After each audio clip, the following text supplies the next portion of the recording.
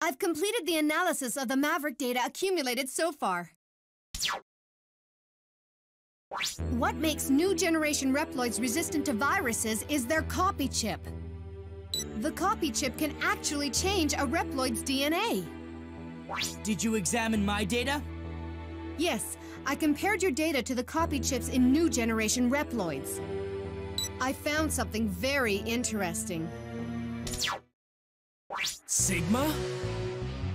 The data embedded in the copy chips closely resembles that of Sigma. I'm not exactly sure what this means, but I'd be lying if I said it didn't worry me. I'm so surprised he could be involved. Hello everyone and welcome back to Let's Play Megaman X8. In the last part, more Mavericks, and now more Mavericks. In particular, we're heading to Booster Forest. Find out what the Mavericks want with the Rocket Center. Gotta bring in X and Axel for rare metal reasons, and let's get on into it.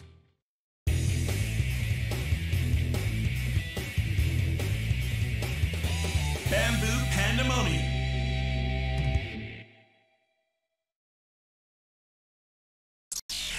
Ready.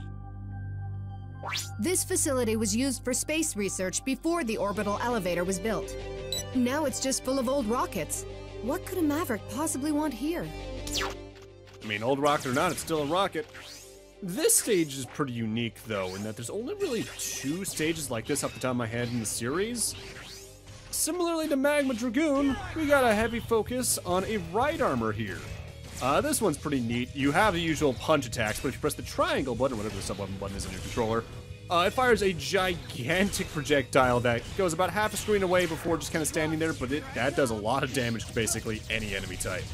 But we want to keep this ride armor alive as long as possible, because most of the rare metals, and even I think the light capsule in this stage, require using it in some form. My best advice for doing that, A, have long-range characters. B, if you're ever at a point where you think you might not be able to get through without taking damage, just eject real quick and kill whatever enemies are in your path. With that said, also keep in mind that we want to eject right here and hit this enemy with the A-Trans bullet, so that we can use that transformation as Axel to get a rare metal just after the first mini-boss room, I think, by and large. One thing I really like about this stage as well, the music actively shifts whether or not you're in the ride armor or not. It takes a second to like turn on and off essentially. But like when you're in the ride armor, you got this really kick-ass guitar riff that admittedly this soundtrack is full of in a way that technically X2 and 3 were as well. But I like this guitar a lot more than the X2 and 3 guitar. But when you're out of it, it's like a lot more of a slow, methodical tune because you're probably trying to set up how your ride armor is going to move forward anyway. Thankfully, compared to basically any of the prior Mega Man X games, the ride armor has a visible health bar this time around, because that's part of what makes doing things like getting the one into Magma Dragoon stage for the boss fight kind of rough, because you might take too many hits without realizing it, and just overestimate its health. It being actively marked is good. There are also occasionally little spiky conveyor belts that I think, if they're instant kill or they just damage you. But they're there to move the ride armor from one place to another. Sometimes, though, there's cases like this, where the entire goal is to keep you out of it so you could potentially lose it. So you make sure you get into that as soon as you can. Whenever you get to these little mini-boss rooms, though, barring if Vile shows up here, they're just more fights against ride armor. Don't waste your ride armor's health. Just have Axel around and cling to a wall, because he will not slide down as long as you're firing. This is also probably the easiest way to get like a high hit combo too, because I can't really think of many other places that's very easy to get like 200 plus combos. Hopefully, at the least, if you're just going for like light capsules, you can get the ride armor to this point pretty easily, because the light capsule is directly above us right now. We just need to use the ride armor correctly to get to it. Because the thing is, that's pretty neat. You can jump out of a ride armor, and I think you could even go into an air dash from there. So if you use it just correctly, you can do essentially what's sort of a very wide triple jump in some cases with the ride armor in this stage, and it gets really effective. This game, in my eyes, does the ride armor stage right, which is something I don't think X7 or X6 or even X5 did to that extent. X, I thought something like this might happen someday, so I've prepared parts for you. This time I've got Foot Parts I for you to try. Equip this part to jump much higher than usual. Equip equip this new ability and board the capsule X.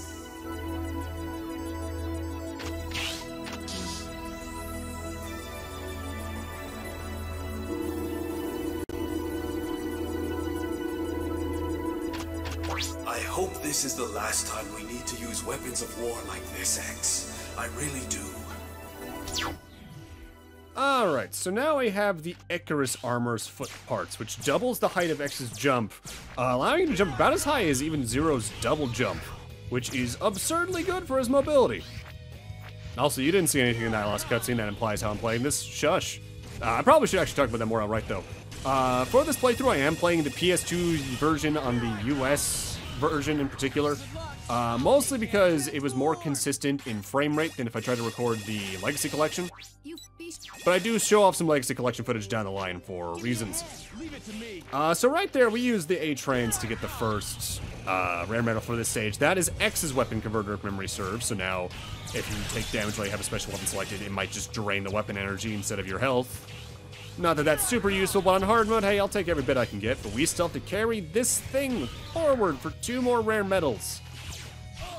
This one you need mostly because the right armor in this game can actively destroy the armored crates. As X0 or Axel, you can't do that outright, barring maybe a New Game Plus exclusive ability with X, but I'm not entirely sure about that. This is now we're supposed to get up here, but I'll take it. The rare metal here, though, is interesting, though, in that it's another one that's actually buried in the ground, so you need to have gotten both one of the buster parts and crystal wall in order to get it. If memory serves, this is Axel's double barrier, which I think increases the length of invincibility frames. It's the 3rd rare metal in this stage. That's, kind of rough to get because on a first run especially, you're probably running to like the last third of your health at this point on the right armor. But thankfully, this mini-boss is the same deal. Diagonal aiming, here we go! Yeah, though, thinking about it, I guess, by and large, X4 was like the best right armor stage before this, and yeah, that's kind of a very low batting average. I guess it wasn't too bad in X5. As long as you didn't take the one route in Matrix's stage. But, and I'm just not a fan of how they handle it there. X7's is boring, X6's I don't remember being that good either. This is easily my favorite since X4's usages of it. So, this is probably the hardest part to keep your right armor through the stage. Not putting the rare metal as much, and more so taking it into the boss fight to make it a bit easier, because you can do that. Because if you mess up in this section, it's just gone and there's no hope of recovery. Some of the other times when you mess up, there's ways to get it back upwards, or there's those shortcuts you can do. But if you mess up coming up here, you just gotta say screw it and leave. The rare metal here, though, is actually one that's going to be immediately visible right here. While it's on this elevator, you can see it in the background. But you might think, well, I'm not in the background. How do we get it? You gotta carefully and very quickly jump into the right armor, but before this platform completely goes down, you need to jump over here. That is surprisingly tight timing, and then you just fall back down, you destroy the floor, and you're gonna get the right armor medal. Hell yeah. This is a particularly useful rare metal, though, because I believe this is Zero's shield armor, which reduces damage you take by half. Very recommend getting that, especially considering Zero's close range playstyle means it's very easy to take damage. With that said, here's the actual hard part for taking this right armor into the boss fight. And what it is just a bunch of crates you need to break in a very specific order to get up there. What's really rough about this is if you land on a crate wrong with the right armor, it just destroys the crate outright. So if you're not careful, you can just accidentally break any of these, and it's real rough. You have to, like, land on your tiptoes for it. The target's a power-type Reploid. It possesses incredible attack strength. Be careful not to get caught up in its close-range attacks. We're on it, Alia. Also, I should note, I'm not also showing this off too much, but whenever... I've already mentioned that, like, bosses have 3 different dialogues depending on who enters the boss fight. But there's also another dialogue set that shows up after your 4th Maverick. So that means there's 6 total conversations per Maverick. Warning. Warning.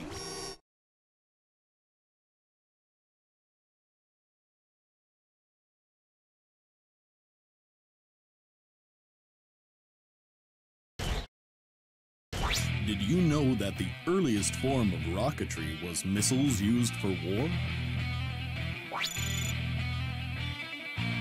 Destructive inventions like that are what has brought the world to its current state. Is that what you Mavericks believe? What Sigma believes? But that's... I know what you're going to say. You think that idea to be maverick, don't you? That's why we are forced to fight, you see? Alright, Bamboo Pandamonium, even on hard mode if you bring in the right armor, isn't too bad because you can just build the damage up real fast.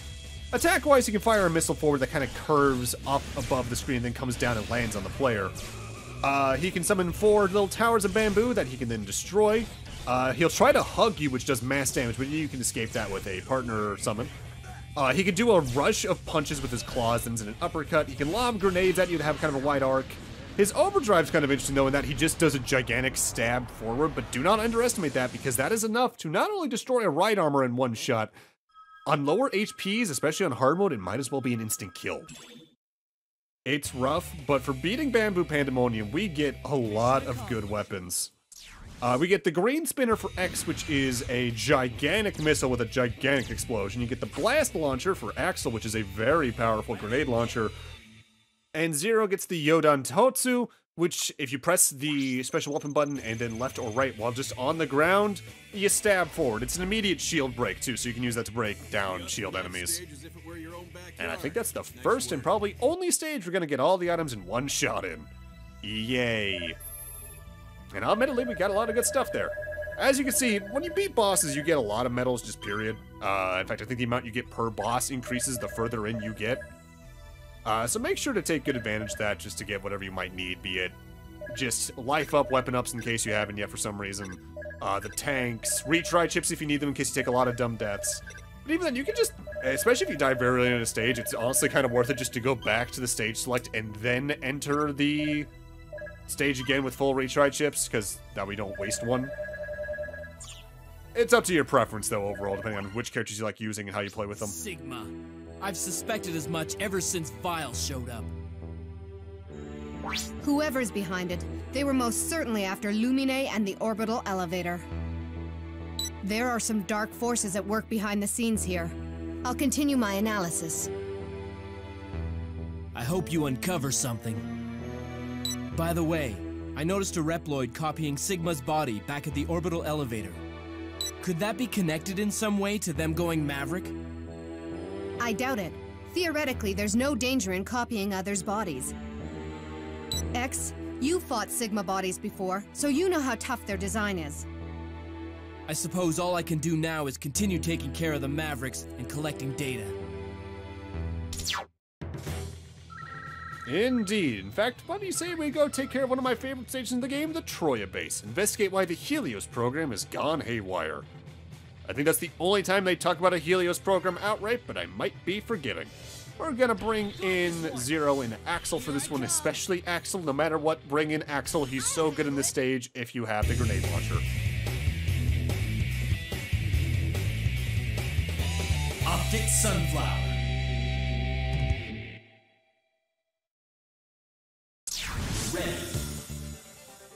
You'll have to complete training sessions for each area in order to move on.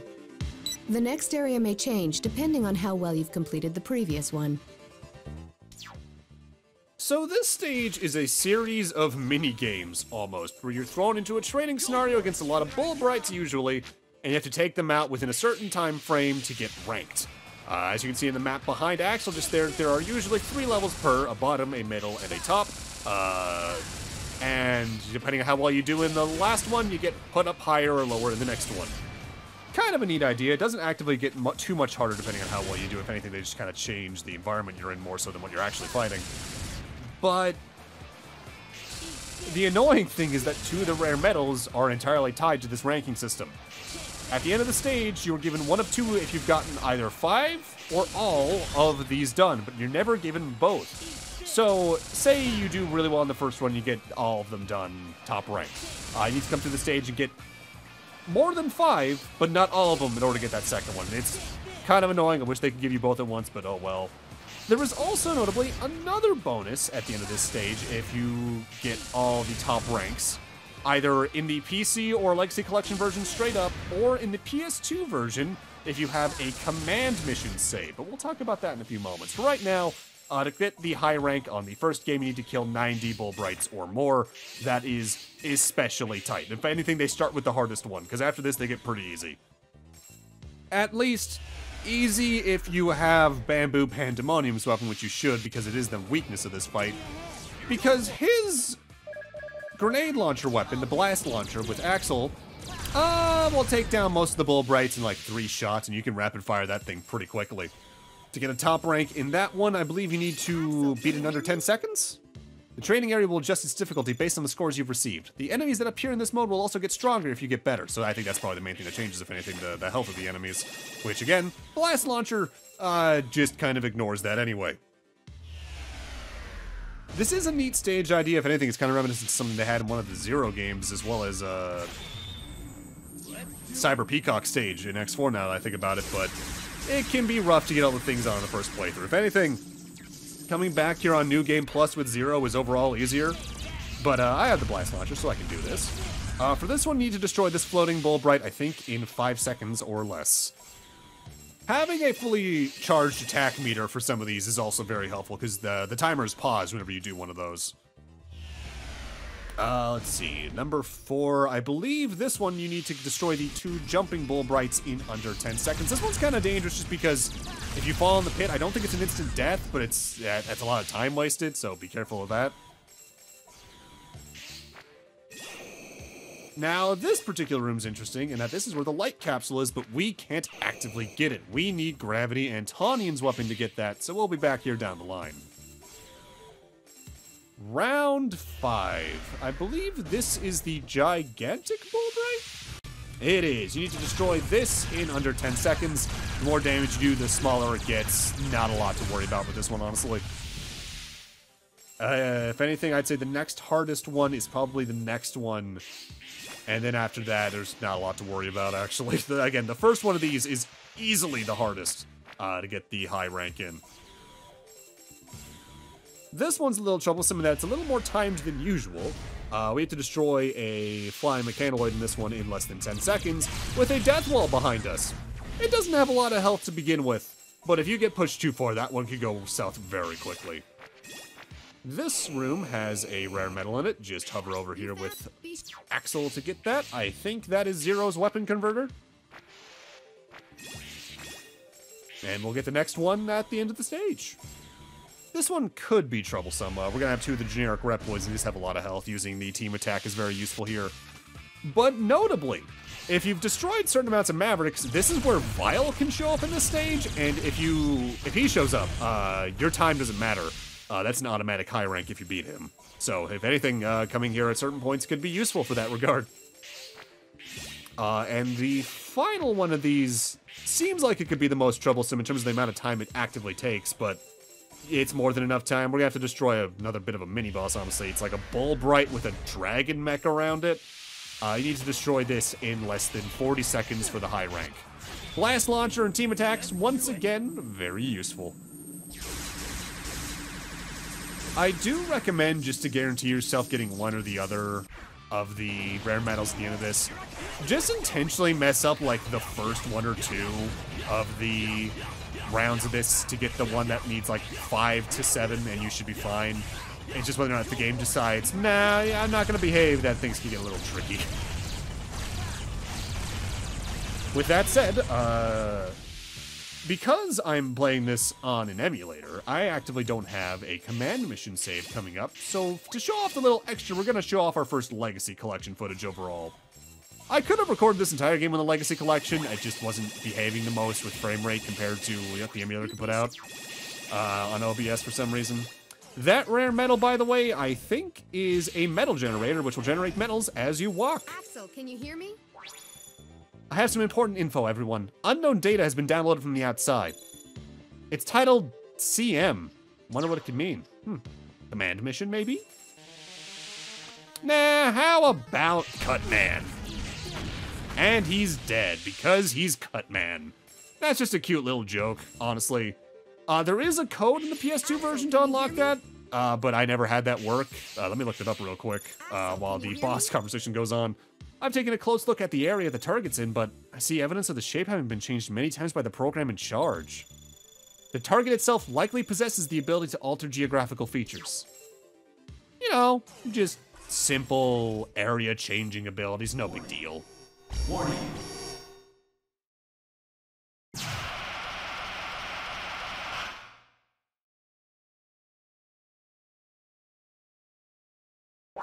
Axel. The shapeshifter. The prototype of the Reploids who will lead the new age. So what? You saying I should join you? Tough luck, chump. If only you were a little smarter, you could have been chosen too. Left circle, up triangle, down X, right square, L1, R1, L2, R2. That's the Cutman code. Alright, Optic Sunflower is a little bit tricky in that they spend most of the fight teleporting in and out, and they're invincible when they do that. Thankfully, as you can see, Launch Blaster can do some pretty good damage pretty quickly in this fight. The main thing that they're going to do is just alter the layout of the platforms in the room and use that to just make weird ways to reach them. They can fire a giant sphere that just sort of bounces around and tries to catch you. At that point, I think you have to do a character escape. They can fire their face around, which will fire a laser up along the ceiling and then down along the floor, so be careful of that one. And they can just, I think, like jump up the air and rotate their head around to shoot a laser out of their face. If anything, their most dangerous attack is easily their overdrive, where they summon a laser sight that homes in on the player and then calls down, get this, a gigantic laser. And then they do that 3 times in a row, and I think after that they only do it once in a row. It does a lot of damage though, so be careful of it, as you can see. Ow! In some regards, actually, I should have been using Zero from the start of this fight because his use of Bamboo Pandamonium weapon does more damage than Axel's. The main reason I brought in Zero was just in case I needed him for the little minigame sections. If anything, X is better for damage than Zero overall in this fight. And for beating Optic Sunflower, we get kind of a weird weapon. As X, we get the Shining Ray, which you fire upwards in the air and it spreads out in 8 directions. Big deal. Very hard to hit things with. As Zero, we get the Tenshoha, where you press it down, and the special weapon button, and you fire a wave attack. It's essentially his good old Rakuha attack, but it's super not useful. And as Axel, you get the ray gun, which fires a piercing laser that's honestly very good. It's the best weapon of the 3, bar none. I know I haven't been talking about what each of the weapons does when you use X's Charge Buster, by the way. It's because they're basically never useful. They're not really used to get rare metals, barring Crystal Wall. And they don't really do a lot of damage. In fact, I think in the case of, like, Earthrock Trilobite, the charged version of Gravity Antonion's weapon does nothing to him. Which is just kind of weird. But with that, I'm gonna need to end this off here. Thank you guys for watching, and in part 6, get this, more Mavericks. See you guys then.